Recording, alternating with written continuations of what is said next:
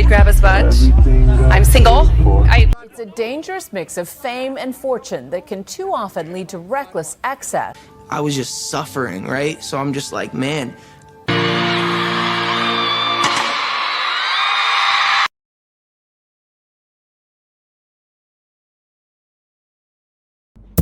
You gotta wonder, will I disagree or concur? Because it's deep dive time. Let's go. Mike's on, hot takes ahead, big bombs, bigger brain threads. First play, are you all aboard? Welcome to the track record. Let's have some fun now. Hello, Tia Malhotra in the house. Hi, Tia, how are you feeling? Hi Vaishnavi, I'm good. How are you? I've been great. Would you like to introduce yourself to my audience? Okay, so I am Tia Malhotra. I'm currently in my third year of English honors. I am a King's London dropout and somehow a very hardcore believer. Yeah, and that's what we have Tia here for. Let's just get right into it. The section one of this interview will be just to establish for my listeners who Justin Bieber is really beyond all those scandals, beyond everything, just as an artist. So, my first question to you would be, if someone only knows Justin from the early baby era or from the headlines about controversies and all those scandals, what would you tell them? Like, what would you want them to know about who he really is as an artist, as a person, and as a performer? I think Justin is somebody who was thrown onto the stage at a very young age. And because of that, we've seen him grow in front of everybody. The world has seen him grow up from this bubblegum pop star to somebody who's more nuanced, who's talking about his feelings, his emotions, and has accepted where he's been wrong. So I think I would want people to see him beyond the baby boyfriend era and the controversies and see the artist through his music. Absolutely. It gets me to my next question because you followed him for so many years through his highs and lows. When you think about the core of his artistry, is there a sound, emotion, or a theme that he always comes back to? His signature sound, so to speak. I think he'd always come back to his emotionally driven music and lyrics because no matter what he's talking about, no matter if it's a very peppy, dancey number or a very sad, musical, intimate, acoustic version, there's always this hint of vulnerability that he's explored in all of his songs. So I think that is his core theme. I mean, insert, is it too late now to say sorry? Exactly. That was what I Such a, was going to say. it's such a fun song, but it's literally so sad. Oh God. Exactly. I mean, if you listen to What Do You Mean, it's about him being so confused by a woman he's in love with, but it's the best song you can dance to. Absolutely. So, how did you first become a fan? Like, was there a moment, a performance, or a song where you thought, this is more than a teenage crush? He's doing something special and it resonates with me. I think all of us fell in love with Justin Bieber when we heard either Baby or Beauty and the Beat. But 2017 was when he started he was supposed to be in Mumbai for his Purpose World Tour. Yeah. And that was when I lost sanity. I was like, I need to be at that concert. I love this man, and his songs resonate with my teenage destructive self. Please. Although I didn't go to the concert, but We were emotions were there. we were too young back then. Like, I remember concerts weren't such a big thing in India back then. I remember I was like 15 years old. You would be even I was younger. 11. Oh I my was God. 11 and the age criteria for the concert entry was 12. So Book My Show was like, you cannot come in. I had the tickets. Oh I my still have the God. ticket printed out. Oh, that's sad. Because I remember I listened to Baby when I was like 8 years old, and oh my God, I downloaded that song because, like, other than YouTube, there was nothing streaming per se about our music listening experience back then. MP3 skull. We used to download it Yeah, illegally. yeah. And I had it like burnt in a CD, and I used to go to my mamu's house, my uncle's house, and I used to play it nonstop. I'm not even a believer, but I love that song so much. It's so fun. I mean, he had us all believing that we'd fall in love when we would be 13. So Ah. Oh my God. But you know what? Through his music, I genuinely enjoy his music, but his antics, so to speak, how people portrayed him in the media, I always had that one arm distance because Justin has been called everything from a heartthrob to a bad boy to like a redemption story, so to speak, now, like in his Christian era and like after his marriage. But even that came with so much struggle. So, do you think any of those labels really capture him well, or do you think the media is just missing something important about his work and life? Because there's been this global pop star, so to speak, and there's been a person behind that image, right? So, how do you think he manages that gap between the two? Does it feel like he's in control of that boundary, or has it blurred over time? Um, I think Justin was he was I think 15 or 16 when he was launched, and he was not able to handle that fame well because being so young and having a very thin line between your personal and professional life where you're studying while you're on tour because you need to even complete your school, there was never a gap that he could maintain about his fame and his personal life. And the bad boy heartthrob, I think it would just scratch the surface of what he is as a person and how he's grown up because he struggled a lot even in his childhood when he lived alone with his mom and how he sung outside the theaters, and that's where he rose to fame from. So I think as he's grown up, now that he's been married for so long, he has a kid, he's realized that he needs to have that boundary. And that is something he started to speak about very publicly now, where he's targeting and calling out the paparazzis for invading his privacy. But of course, I think it still bleeds into his life very easily because of how famous he has been. Absolutely. That gets me to my next question. He rose to fame incredibly young, as you said, with millions of people watching his every move. I remember when that Karate Kid movie came out and there was the song Never Say Never. People went crazy, like people my age and even younger, girls especially. That will bring me to another question. But right now, specifically, looking back, how do you think the media and this industry specifically has treated him during those early years? I mean, I look at older videos now and I straight up called sexual harassment how people like touched him without his consent, kissed him even. It was so weird looking back, especially right now. So, in your view, what were the moments where you think media crossed that line explicitly and just reporting to cruelty?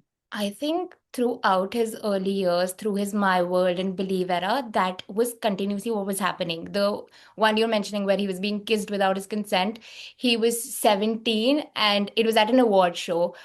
And those videos were absolutely absurd. That was harassment. I remember him being 17 and Nicki Minaj asking him if he could handle her curves. All of those things were very inappropriate for a kid to handle. So I think for the industry, it was just somebody very young after very long being launched in such a huge way that he had such a massive fan following that it made them very insecure, and they just wanted to pull him down and not let him cross that threshold that they had taken so long to achieve. So they were just, I don't know, making him uncomfortable in every way possible. Absolutely. Like, I have seen parallels being drawn between him and Britney Spears. And oh my God, don't even get me started about Scooter Braun. I'm a Swiftie, so I have different sort of hate for Scooter Braun. We have different levels of hate for Scooter. And almost every fandom on this planet Earth will find some sort of hate for Scooter Braun at this point. Even I mean, believers. Justin and Tia don't get along because of Scooter, so I blame Yeah. him. Oh my God. Honestly, because when I think about it, someone so young with a very young mother, like I don't think he had his father in his life much as I have known his life, so to speak, in my research. Even his mom was super young when she had him. So like I can only imagine what a mess that would be. Being a child yourself, raising a child who is going through all of this at the same time. It's, oh God, when I think about that. Oh, I but mean, it's too much. I know it's a nightmare, so to speak. But at the same time, I still believe that now that he's a grown up man, I do think the way you were raised does like bring so much trauma to how you respond to things. But there still are moments where public backlash felt especially intense. So, do you think the criticism was rooted in valid concerns, or it is amplified by how our culture treats young male pop stars, especially the ones those have predominantly female fan base? Especially because I think about BTS, I think about One Direction, and insert the entire factor of pre-puberty Justin when people were like, "Oh, he's so girly," and just assuming his sexuality, so to speak. Part of that backlash often carried misogynistic undertones towards his fan, is what I definitely believe in. So, how did that make you feel as someone who loved him and his work for so long? I remember fangirling over Justin and being called out continuously. Oh, he's so girly. Why are you so obsessed with him? But I think that also was because everybody around us who grew up with us, Gen Zs and millennials alike, we were all obsessed with Justin, especially the girls. He had the biggest girl fandom in a very long time. And I think that made guys around us very insecure because why was somebody who's so young, somebody who was not as manly, so to say, at that particular point of time, getting so much female validation and attention? So that was their insecurity coming out in a way, and calling out a child for that, that was where it went very wrong, according to me, because that made him very hateful at some point. He would get aggressive. He would react in a way that was not necessary. He made mistakes that he still regrets, I think. So that was where it was just cruel because there was no concern stemming out of anywhere at that point. Absolutely. Now that I like see him talking to Billie Eilish specifically, how he just mentors her on a comparative, like because she also had it very similar. Like they got famous at a very similar age, just different ages. So just looking at him being so protective of her makes so much sense. It does, especially after the amount of controversies in the past one and a half year about him and how he's been protecting Billy and really trying this should not get pulled into the industry the way he did. And I do think that there's a lot of, comeuppance that he's trying to come up with, in sense that he understands that there were things that went wrong on his part and he's trying to fix that, a lot of it. But at the same time, there's a very different set of problems that has come up recently. And especially because he has such a big female fan base, so to speak, it concerns me a little bit because like there have been moments in interviews, live streams, and even public appearances where he has treated his wife, Haley, in ways that many people would read as dismissive and disrespectful. So when you see him interrupt her, ignore her, or visibly be irritated in her presence in public, does it change the way you think about him? Do you think these moments are like isolated incidents or part of a larger pattern in how he interacts with women? As a fan, what do you see in I those think he's moments? grown up a lot. Of course, he's had his fair share of making mistakes.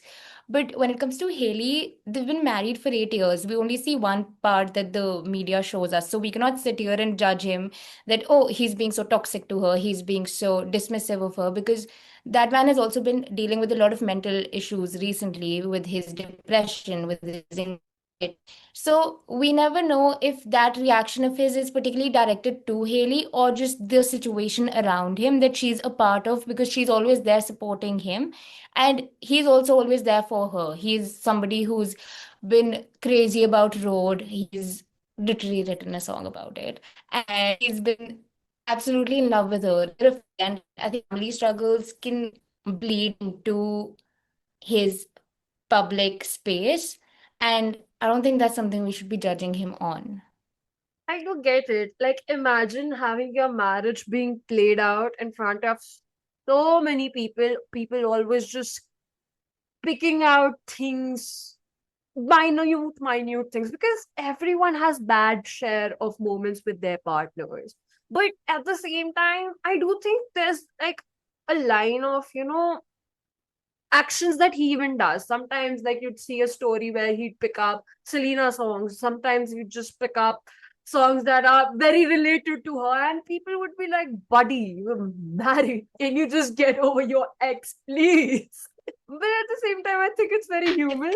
It is. I mean, everybody who's been in love would know you don't just fall out of love. And what he shared with Selena was very important and special. That was his first love, I think. And they had a very long, very dramatic relationship, I would say, because they've both struggled a lot. They've both been, you know, said they've cheated on each other, and there's been a lot of public outlash and backlash for them. So I think he's allowed to still feel a lot of those things, be it guilt, be it vulnerability, or even love for her, because she was an important part of his life. But at the same time, I also know that Selena was very happy for him moving on, and she was helping Haley when there was a lot of hate against Haley, especially from the Selena fandom. And I'm certain that Justin would be very happy to know that she's moving on. She's happy with Benny. So I think we should let them all be. They're just people struggling with their feelings. Absolutely makes sense. It's so weird also because Jelena has been such a fandom in its own sense. The way people monetize on it is crazy. Like, you can go on YouTube right now and write Jelena, and you'd still find some video essay being posted a day ago, even. It's just so crazy. People loved Jelena. I think they shipped them so much because they were together since the start of his career almost. And he was always crushing on her. And she was like, no, he's my baby brother. And then they were dating. It was a very stupid, adorable thing that turned into something that stretched on for almost 10 years. Yeah. So, I mean, they're allowed to feel what they're feeling. Absolutely. It's just genuinely, curating at the same time because I'm like, it's their life. And I get it. Like, they're celebrities, they are monetizing on their pain. I mean, artists, the age-old story of like monetizing your trauma and pain.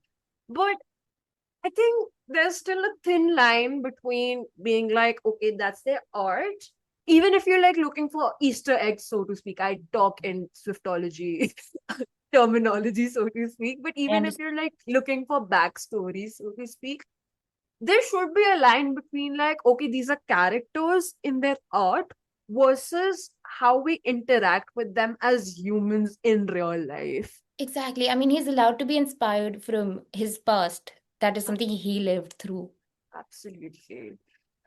I mean, I still like feel a little iffy when he talks the way he talks to Haley, but I get it, as you said, he is human.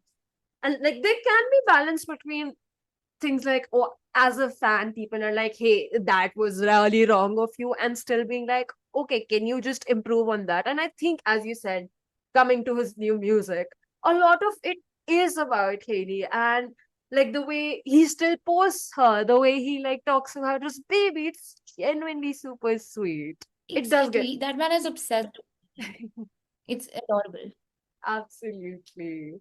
But I also think a lot of times perhaps it is to do with PR. I don't know. I'm very iffy about how PR works because I was like, there was this one interview where he said, "Oh, I never thought Haley would make it to Billboard cover page." I think that was this story. I'm not like sure about the details, but like people were like, "How can you be so dismissive about your wife?" Then she made it, and she was like, "See, I did it." And then suddenly he dropped his new music, and it's all about Haley. And I was like, "Hey, was that some PR move?" We'd never know, I guess. No, I don't think it was PR. I remember that it was he had posted her on the Vogue cover, and he was like, "I remember I once fought with her that he would never be on the Vogue cover." But I think that was him accepting the fact that he made a mistake and he was rude to her. And just pointing it out that, you proved me wrong and I'm really glad you did and I'm proud of you.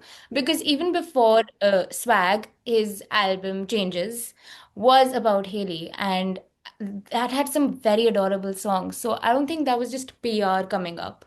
Absolutely. Albeit I have not heard like the entire Changes album either. I think after Purpose, I did like get more on towards like the female pop star train, so to speak, that I missed out on my pop voice, but I shall go back to it because I do enjoy pop music as a whole, and I do think male artists do have a lot to do, especially because, as we've been talking, they have such a big female audience. I do think that a lot of times, even when they get that bad rep of being bad boys, I've never heard even Justin Bieber being rude to his fans. I've never heard of that. I don't think that has ever happened. He was very close to his fans throughout his career. I mean, I remember the One Less Lonely Girl thing he used to do at the My World concerts. Oh my God, I would die for that. Till date, I would die for that. I remember he used to get people like his fans on his lives, IG lives also. A friend of mine like was on it. It was so crazy. I would cry every time he'd add an Indian. I'd be like, why is it not me? I'd give you the lore about it later on. But I do want to get into the thematic analysis of this new album because I want to like get a perspective from a believer. Because for me, it's just good pop music. I listen to it and I'm like, oh, I see a lot of Michael Jackson references. I do see good music, but I want to know the story behind it because I'm a nerd like that. But when you listen to this new album from start to finish, what is the first emotional through line you notice? Is it joy, longing, defiance, reflection, or something else entirely? Like, do you hear the same notes and tones in Daisies as you do in Yukon or like Walking Away? Walking Away is a crazy song to start with, I guess. So good. No, because I think this album is completely reflective of his faith, of his love, of his past, everything that he's grown up with and from. So it's very nuanced, it's very vulnerable, it's very raw. And then Daisy's is so intimate all of a sudden, and you're feeling exactly how he's feeling. But then walking away, personally, I think is about him distancing himself from everything that he's been through, that the public has put him through. It's a very dual tone album because one is his personal life and then the public. So it's just, the sanity and then something that is blown out of proportion. I mean, I can only imagine how difficult it would be for someone like him to have all like his entire life. It's so blurry to like distinguish personal between professional because professional draws so much from his personal life, and to have like the industry that he was working in to be so exploitative. It does get me to the next question because when you listen to the lyrics, do you hear more of honesty and vulnerability? Because you said it's like dual, so is it vulnerability or more of an image management? Why I specifically asked this question, it's because given he has parted ways with Scooter Braun, or like I think he also changed his complete management. So does this album sound like an artist in transition or someone who's finally found his lane? I think he's obviously transitioning right now because I think parting ways from Scooter is something that is honestly so perfect for him. He's able to explore his dynamics, he's able to um, be himself and tell his story in a way that he's always wanted to. His other albums were usually very polished after recording, and this just feels like he just poured his heart out to all of us and just handed us 21 songs and said, here you go. This is how I feel. And it's his reply, a very subtle reply to the public outlash that he's witnessed recently. But I don't think it's PR or any kind of image management because that could have been handled with some very sharp, bold headlines. But he decided to be raw, he decided to be honest about his feelings. So that's good. And I hope it gets a lot of like not just critical acclaim but also monetary acclaim, because it just breaks my heart when artists who have such great commercial viability, so to speak, not get that commercial viability later on in their career when they take risks, when they do go ahead and like just try to do new things, because then it deters them from doing new things, right? And I am super happy. Like, as I said, I'm not even a believer, and I'm so happy listening to this album because I'm like, this is good music. And I know Justin Bieber and his like skills. Like, I used to play What Do You Mean like crazy. I used to dance to this song, that song. Beauty and the Beat was my jam. So, like, to have that good vibes back to his music and not be sappy all the time and still being in touch with his feeling, it's a good mixture to have. Absolutely. I love the album so much. If I were to ask you to name three dominant themes running through this particular album, what would they be? Three, not two. We're not making binaries. I I think a lot of reflection, a lot of love and his experience in love, as well as growth away from the terrible parts of his fame. And if you had to suggest that one song that would get people listening to the entire album, what it would be? No, don't do this to me. I mean, if you're just listening for fun, go listen to Go Baby because it's perfect and you'll see how he adores Haley. But otherwise, I listened to Therapy Session first, and that is when I heard the entire album. So it wasn't the song, it was him being vulnerable that made me listen to it. That's got to do more with the fact that you're a fan, though, I guess. Like, you would Yes, want to know what's the I story just, behind an album. of course, I would die to have a conversation with Justin about any of his music. I became a writer after listening to Justin Bieber. Not a lot of people know that. I started writing poetry after listening to Justin Bieber. Oh, So, which plugin for people, my audience, Tia writes amazing poetry. We'll like tag that towards the end of this episode. But finally, now that we are hoping that we ever got a chance to talking to Justin Bieber, if you ever got a chance to talk to him, what would you like want him to know right now? Like, if you could hear one thing from a fan who gets him, what would you tell him? okay. I'd say that I've seen you in your ups and downs, and I've grown up with your music. Similarly, your music has somehow grown up with me, which is very deep. And I don't think a lot of artists connect to their fans the way that you do now. So it's okay for you to take a step back, to analyze, and come back whenever you're ready, because people who have loved you have always waited, and they love you despite whatever atrocities people pull towards you. So just be happy. Hand hearting. It's always Just hand as hearting for Justin Bieber in this household. I mean, he always even always hand hearting. But like, even as part of general public, so to speak, an appreciator of Justin Bieber as an artist, I just always pray that he is safe. Like, he is going through so much, even physically. Like, his health, even physically, is not good. Is I like definitely know as someone who doesn't even follow him that much.